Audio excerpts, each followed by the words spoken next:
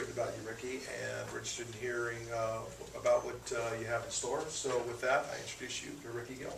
Well, thanks, Michael, for the introduction. It's good to see some old friends here, the mayor and Ken, and obviously John. I have to tell you, the real price of admission, though, what made it all worth it is seeing Mike Jorgensen not on a golf course. So I'm thrilled to be here, Pat. Thanks for the invitation. I'll try. I think brevity is a virtue, so I'm going to try to keep it concise for you, and I'll let you know what I'm up to and why it may or may not make sense. So, as Mike referred to, I feel like I owe you all an explanation. The story has preceded me a little bit, and I think there's some rational basis for what we're up to. A little bit about me personally.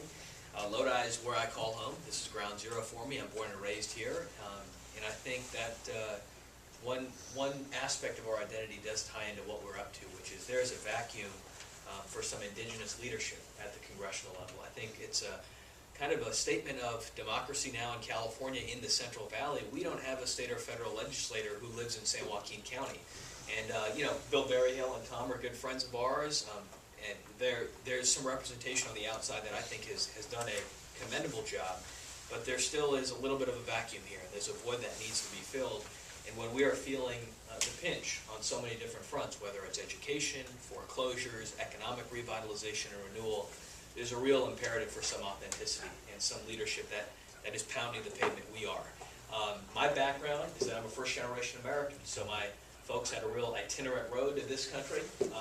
It started in India, and my dad actually, who's now a physician farmer, that's the designation we give him, he grew up in Africa, and his real ambition was to go into ag. And so he is now wearing multiple hats here, but San Joaquin Valley has been our family's refuge for longer than I've been around, about 35 years. And the sense I get from my folks and from a lot of people who I consider trusted friends is that this community has seen better days than it is today.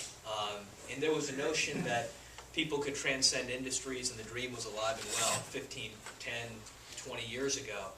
And we need to take some directed steps to, whether it's on reform measures or on basic substance of economic policy, to get this place moving again. And I got the sense that there has been some indifference in the congressional ranks around this area to basic quality of life. I thought, at least my diagnosis, which is also shared by some people in this community, is that the last election was really litigated and debated in the last 20 days over the TV airwaves.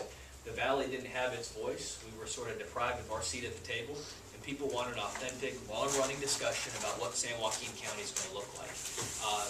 But I guess that brings me to some of the attributes that I suspect we bring to the table. We've diagnosed that there's a hardship here, and I noticed there's sort of an interesting tapestry of issues, and they all interact with each other. So we have a jobs crisis, which is confirmed by sobering statistics. Having an unemployment rate that is 20%, that's double the national average, should probably give us impetus to do something about it.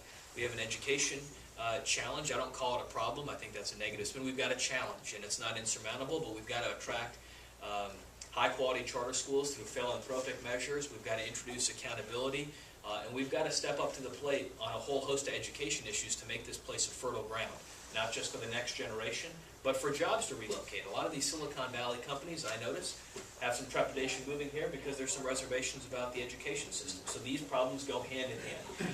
My background, frankly, despite being a young person, it's something I willingly concede, my real exposure in public life to this point has been through public education. So I served on the California State Board of Education. That was a consequential time. I served 7 years ago on the state school board, but we defended the high school exit exam. We fought for charter schools, and we really took some quantum leaps forward on the standards-based front. I mean, there's a temptation always in education to relax standards, and we tried to hold the line to the best of our ability.